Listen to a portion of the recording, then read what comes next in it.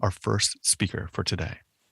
For over 15 years, Mitchell Chan has been applying technology to art to explore and pull apart concepts of experience and ownership when it comes to artwork. He created one of the earliest non-fungible token artworks, which links the modern technology of the blockchain to conceptual art from the 1950s. Please welcome Mitchell Chan.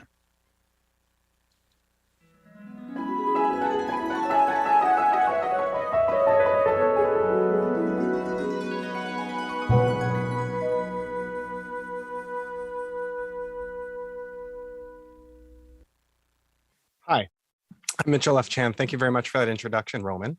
As Roman mentioned, I'm an artist, and I've been an artist for 15 years. And over the course of those 15 years, I've created and exhibited a lot of art.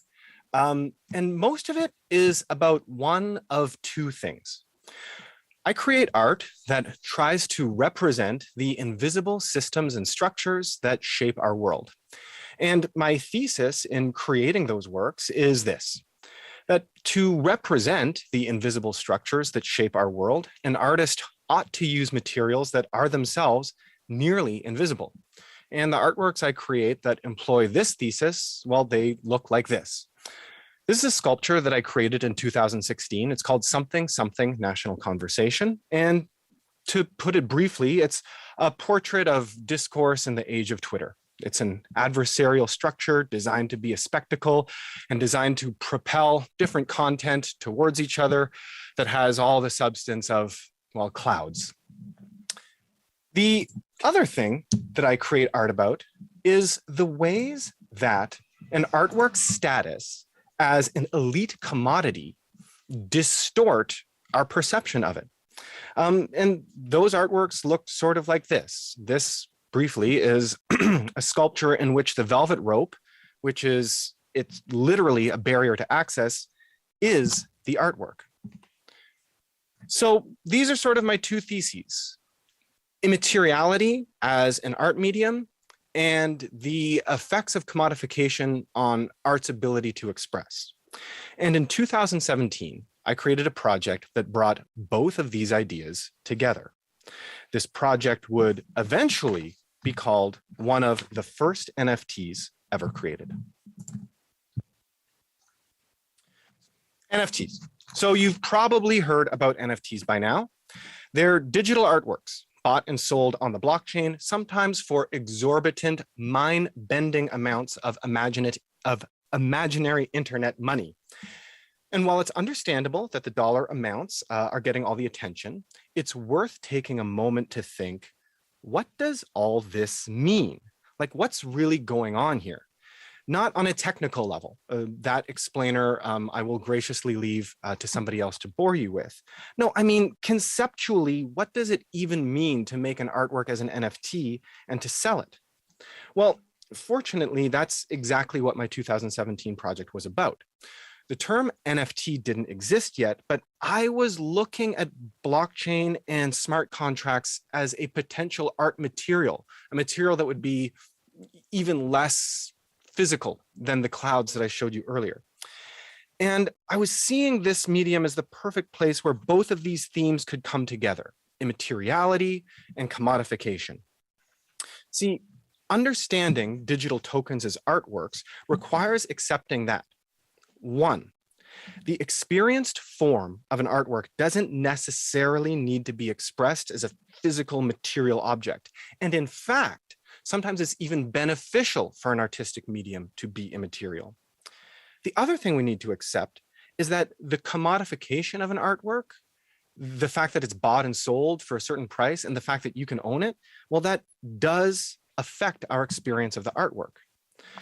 So I was looking for the perfect artwork that would express those values. And as I was reading and researching, I discovered that there was already an artwork, a brilliant artwork that addressed precisely these points, but it was created in a much different world. It had been created 60 years earlier. Let me paint a picture for you.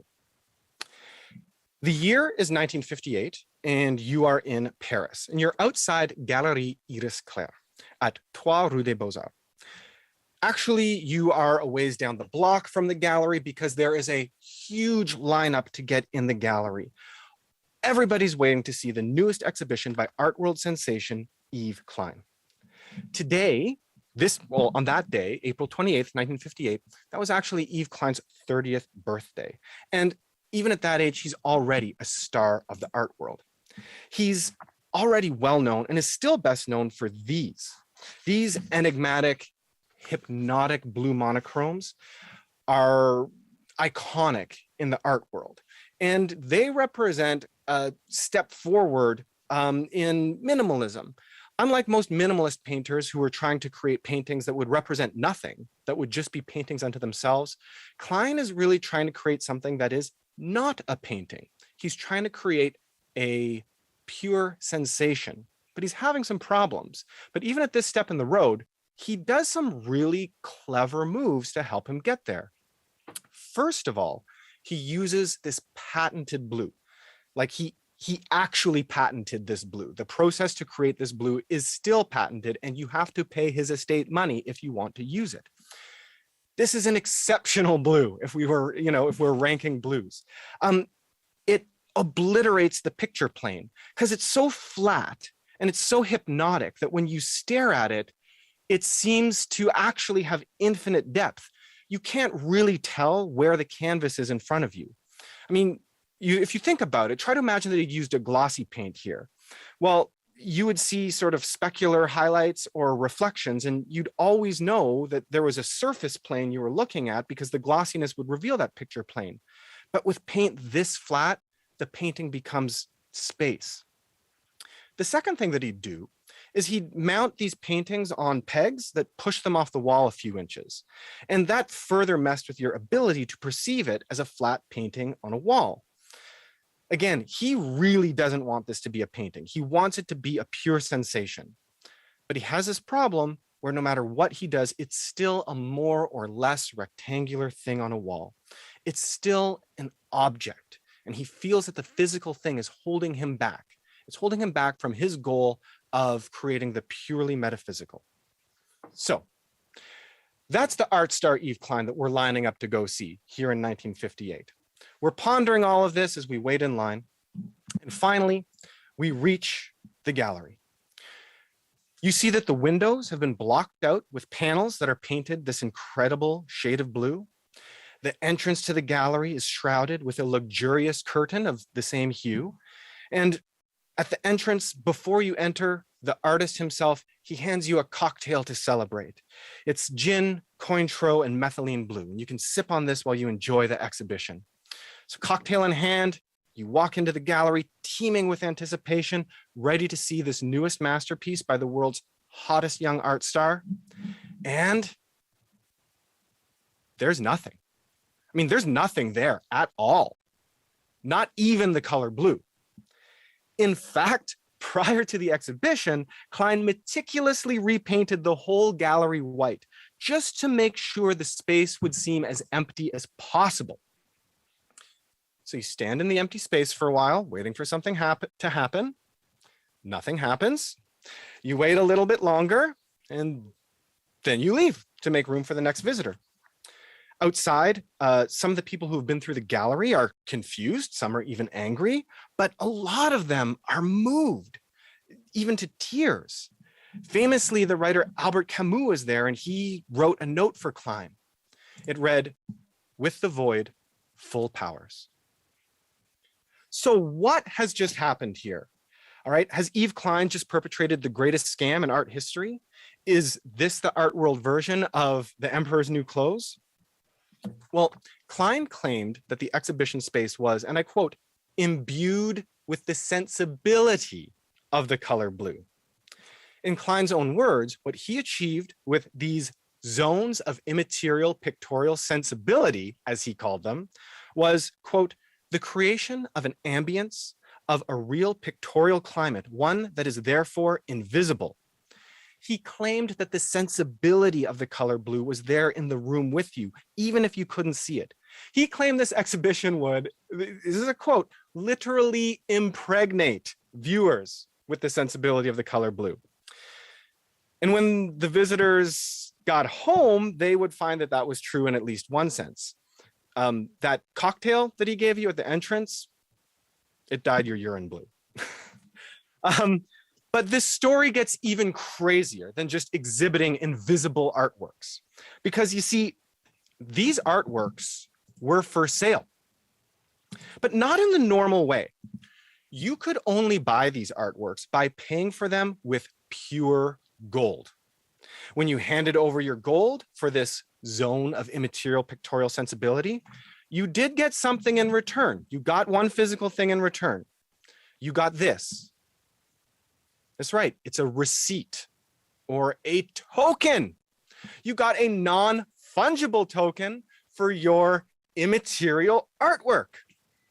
And if you think it's crazy that people are doing this right now in the year 2021 on the internet, you might find it especially crazy to know that back in 1958, people did it. People bought this for pure gold. Now, this is sensational, and Klein was a showman, make no doubt about it. Selling your invisible artworks for gold is definitely an attention-grabbing scheme, but there's more to it than that. Klein is creating a clear juxtaposition between the immateriality, the metaphysical power of the artwork, the fact that it can't be held, packed up, or stored, and the earthly materiality of the currency he connects it to. It's a way of highlighting different types of value: metaphysical, artistic value, and earthly money value. And guess what? This story gets even crazier. You see, Klein set out some complicated rules about ownership of the artwork because he was not just interested in the immaterial metaphysical art, he was very interested in the relationship between a person and an artwork that is created by paying for it. So you would pay the gold and you could get this receipt that says you now own the artwork, but even after you did that, he says, well, you don't really own the artwork. He says that to truly own the true immaterial value of the work, you have to participate in this ritual. He says, meet me at the River Seine. Bring the little paper token that you just paid for with 20 grams of pure gold. It's the only physical thing that you got out of this transaction. And, I mean, to be honest, if you held on to it, it would be worth quite a bit of money now. But he says, bring that and burn it. And when you burn it, I'll throw half of my gold into the river.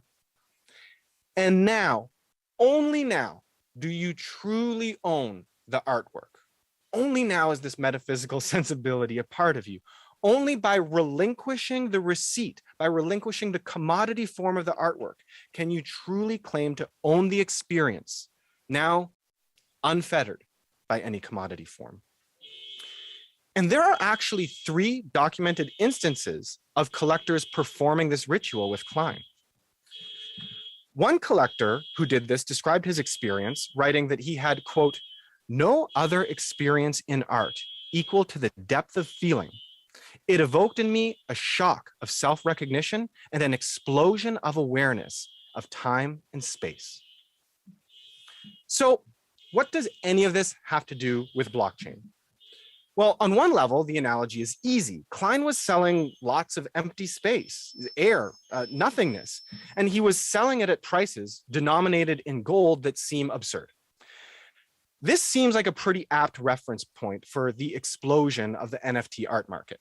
People are buying JPEGs, digital files with no physical form, in exchange for an exotic currency that some people are already using as a reserve currency. But besides the money for nothing aspect of this, there's another level. What Klein actually did was he separated the experienced form of an artwork from its commodity form. Here's what I mean by that. Every artwork is both an object to be experienced and a commodity to be bought and sold. And in almost all cases, these two functions have to exist in the same package. We look at the paint on the canvas, we buy and sell the paint on the canvas. And there's this myth that people in the art world like to perpetrate, where they say that the price of an artwork shouldn't affect our experience of it. But that's I think, disingenuous. We know, we've been to the museum and we've heard people say, I can't believe they paid $1 million for this. The commodification of an artwork does affect our perception of it. And Klein was one of the very few artists who was willing to be honest about that. And so, recognizing that there was leakage between these two forms of an artwork, he separated them. He said, you can only have one.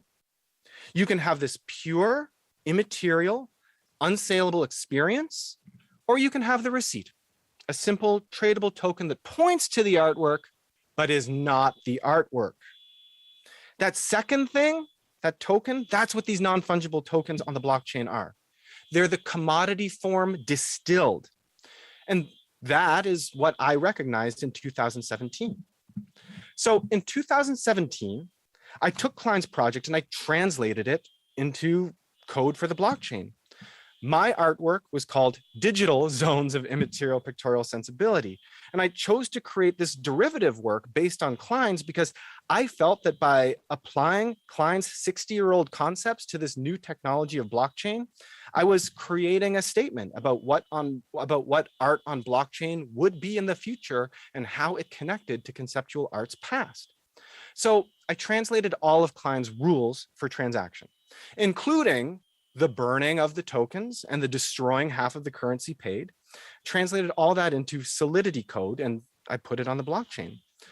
I wrote a 33-page essay that explained this was my thesis about what tokenized art would be. I presented it at a gallery in Toronto, and I presented it at Kent State University. What I was saying is, with very rare exceptions, you can't make art on the blockchain. You can't make art with the blockchain. It's simply too expensive to store data on there. And the blockchain is a distributed computer with very limited capabilities. It's not a great medium for creating artwork. Essentially, be creating artwork with a computer that has all the processing ability of a graphing calculator. All you can do with the blockchain is create a very durable, immutable receipt for an artwork. That's the non-fungible token. And that digital receipt takes on all the functions of the commodity form of the artwork. It is what is bought and sold and traded and flipped and fractionalized and leveraged. And it's a much better form for doing all of those things. As a commodity, the digital receipt doesn't need to be packed up and shipped and stored in a tax haven free port. It is such a good and efficient commodity form for artwork that it's allowing even very bad art to be bought and sold and traded and flipped and fractionalized. It's such a good and efficient commodity form that today, these digital zones that I created as a sort of thesis statement about what tokenized art would be, well, they're now selling on the secondary market for up to $500,000, far more than Klein's original work ever fetched. But we can look at Klein to see what's possible through this separation of commodity and experience. Because when the expressive form of an artwork doesn't need to be the same form that you sell, then the artwork can be anything at all. And to prove that, Klein made his artwork the most ethereal and impractical of things. He made it nothing. But somewhere in between nothing and oil on canvas or carved marble or cast bronze, there are a whole range of media and formats that now no longer need to be commercially saleable formats that are possible when we separate the expressive form from the commodity form of an artwork. So I don't look at Yves Klein's zones of immaterial pictorial sensibility or their sale as a scam. I think that these artworks were an incredibly sincere attempt to distill the real spirit and essence of art. And I think that Klein's design of their transactional system was a very honest examination of how the commercialization of art does have an effect on our experience of it. That's the thing about Klein. For all the sensationalism that he invited into his work, underneath it all was a very smart artist who had a true faith in the power of art. And my earnest hope for NFTs and the artists who create them is that after we work through the sensationalism of this market, after we've seemingly perfected the commodity form of art by making it completely immaterial, now we can turn our focus back to the expressive form and start to exploit the new opportunities that are afforded by it. In the words of Camus, now, with the void, full power. Thank you.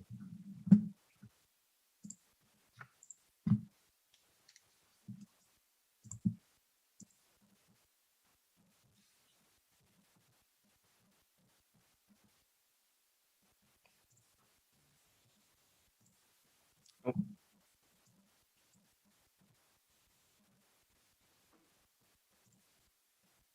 Hi. Hey, how you doing, Mitch? That was so good. That was so fascinating. I really, really enjoyed that talk and all the things that you had me thinking about. This division of the object and the commodity of art is something I'd never really contemplated before. You know, we spoke before in your talk, and I'm wondering about this. You know, when art, you know, percolates to the mainstream, you mentioned it does it when obscene amounts of money are involved, Yeah. and so and I think that's where a lot of people experience NFTs, that kind of head shaking, like I can't believe this sort of thing.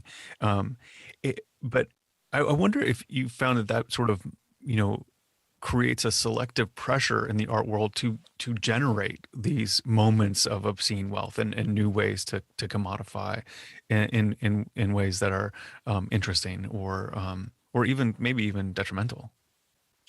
Absolutely. It's we don't like to talk about it because we like to think about art as pure, like unfettered expression. Mhm. But in reality, for an artwork or an artistic movement to have influence, right, it needs to be sort of uh, it needs to find a broad audience, and to do that, right, you need to attract attention. And for most of the past 100 years, the only way that, you know, art has gotten attention was whenever there were eye-popping sales, which means that Mhm.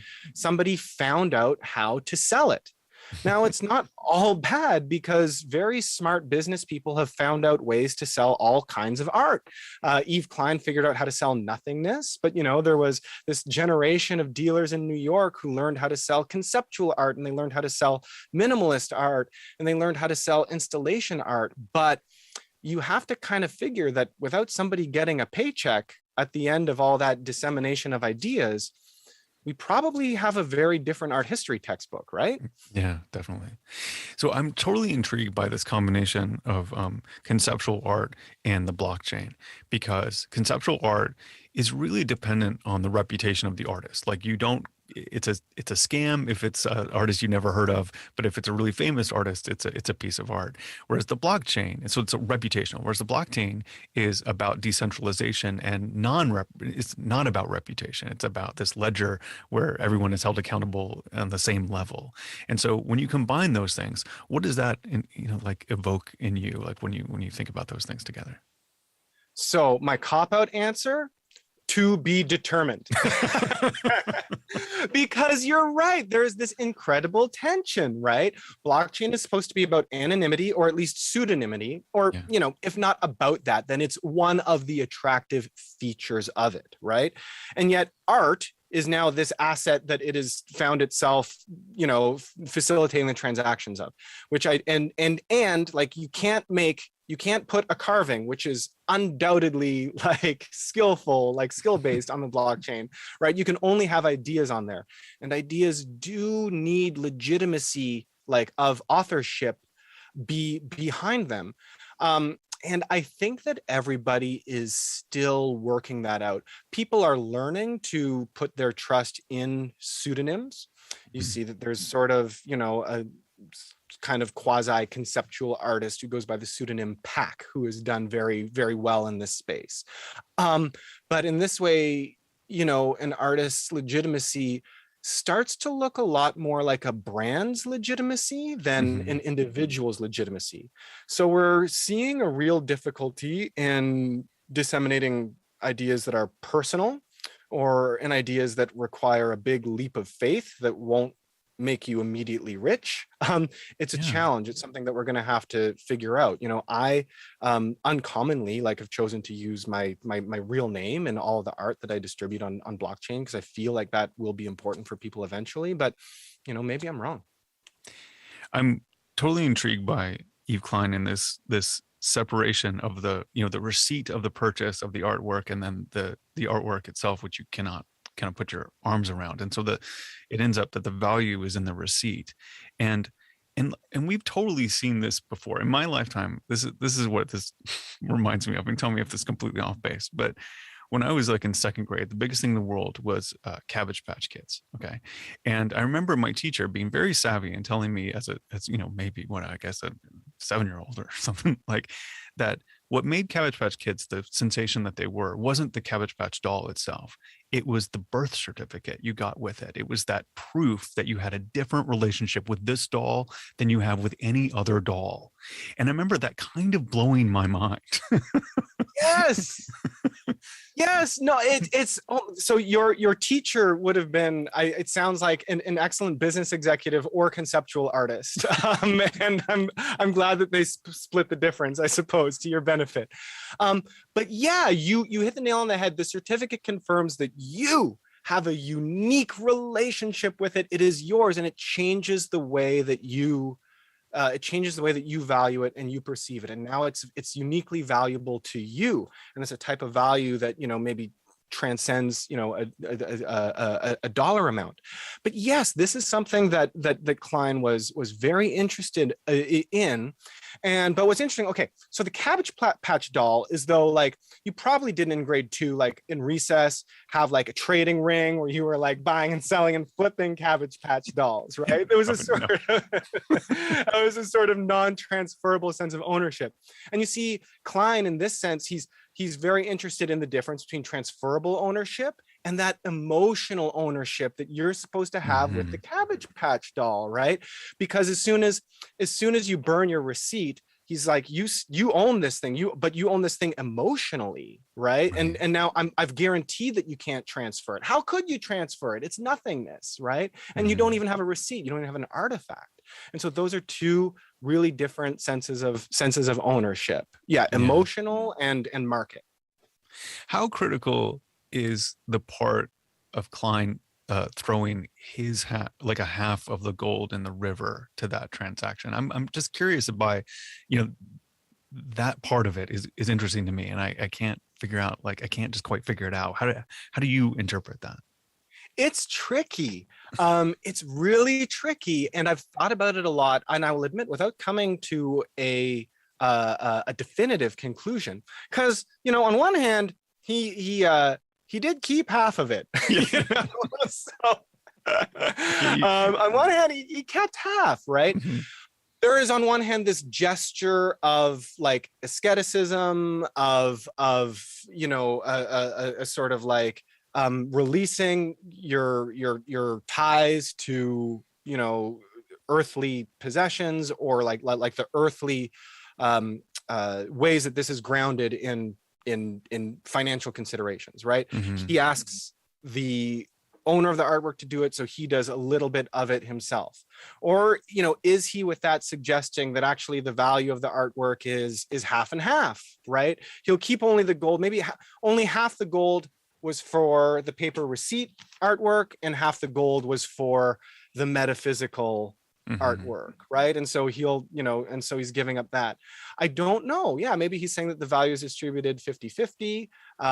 It's kind of one of the great mysteries of what he's doing, because he's a complicated figure, very spiritual, but also a showman. hmm It seems like it might be just required to kind of for the purchaser to take that leap with him, is that they both sort of sacrifice something to make it work. It seems pretty savvy on that front. But I'm just intrigued by that moment, that what that transaction is like. It sounds like a kind of beautiful and weird and really once in a lifetime moment. Like he gave them another piece of art for them to enjoy, which was kind of the moment of that.